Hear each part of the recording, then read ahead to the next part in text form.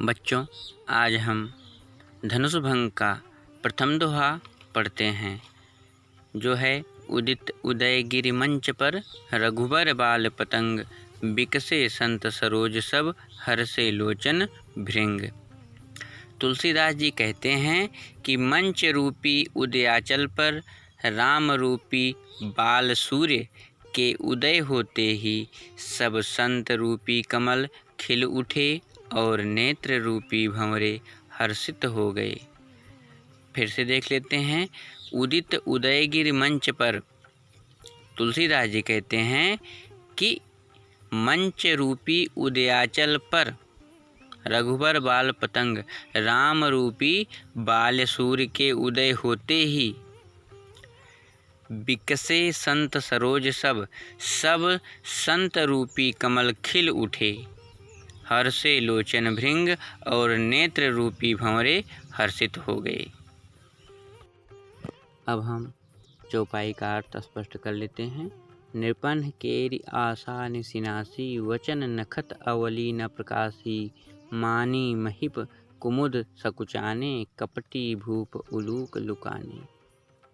इसका अर्थ है, राजाओं की आशा रूपी रात्रि नष्ट हो गई। देख लीजिए, नृपन है, नृपन का अर्थ होगा राजा, केरि आशा निसिनासी, राजाओं की आशा रूपी रात्रि नष्ट हो गई। फिर है वचन नखत अवली न प्रकाशी, वचन रूपी तारों का चमकना बंद हो गया। मानी महिप कुमुद सकुचाने, अभिमानी राजा रूपी कुमुद संकुचित हो गए।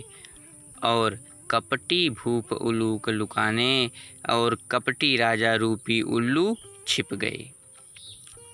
तो एक साथ देख लीजिए।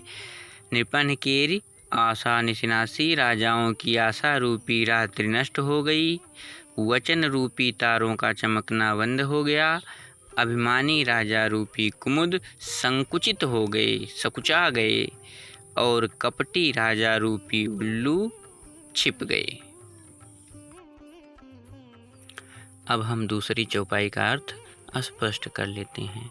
भय बिशोक कोक मुनि देवा, एक एक पंक्ति का बताते चलते हैं।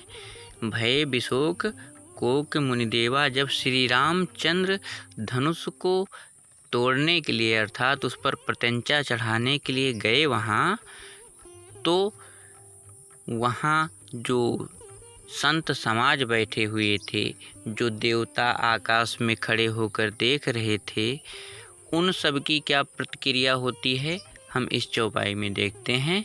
तो देखिए, भय बिशोक कोक मुनि देवा, मुनि और देवता रूपी चकवे, मुनि और देवता रूपी चकवे शोक रहित हो गए।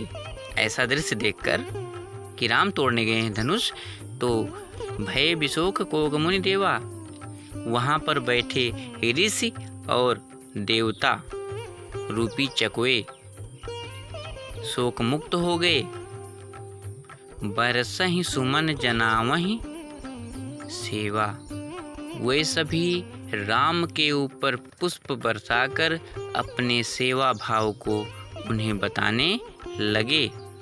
गुरुपद बंदी सहित अनुरागा, गुरुपद अर्थात प्रेम सहित गुरु के चरणों की वंदना करके श्री राम ने मुनियों से आज्ञा मांगी। राम मुनि सन आयसु मांगा, श्री राम ने मुनियों से, ऋषियों से आज्ञा मांगी। फिर से एक बार देख लीजिए। भय बिशोक कोक मुनि देवा, मुनि और देवता रूपी चकवे शोक रहित हो गए।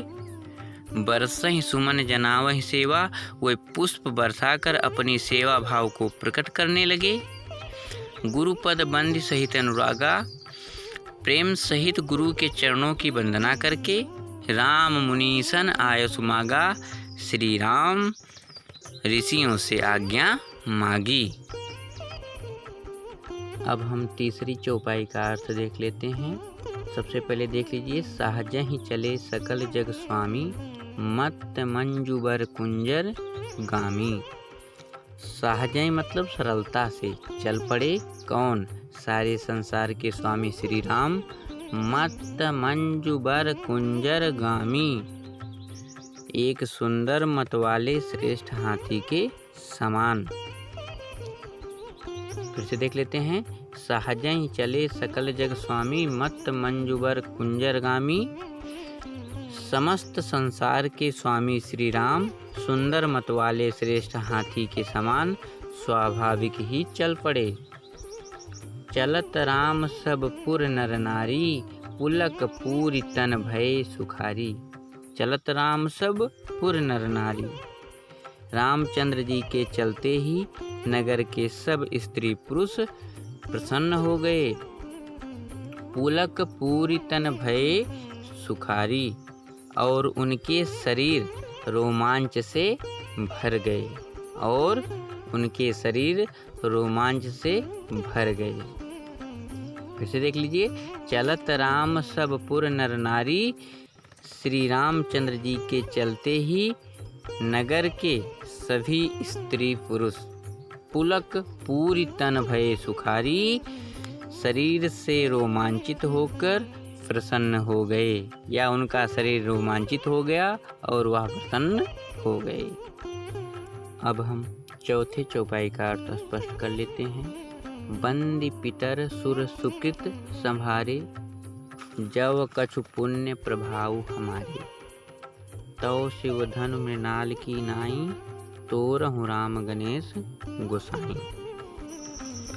यहाँ पर सीता जी समस्त देवताओं और अपने पूर्वजों से प्रार्थना करते हुए कहती हैं कि बंदी पितर सुर सुकित संभारे, हे हमारे पूर्वजों और हे समस्त देवताओं, जब कुछ पुण्य प्रभाव हमारे, यदि हमारे पुण्य का कुछ भी प्रभाव होता हो तो शिव धनु मृणाल की नाई, तोरहु राम गणेश गोसाई।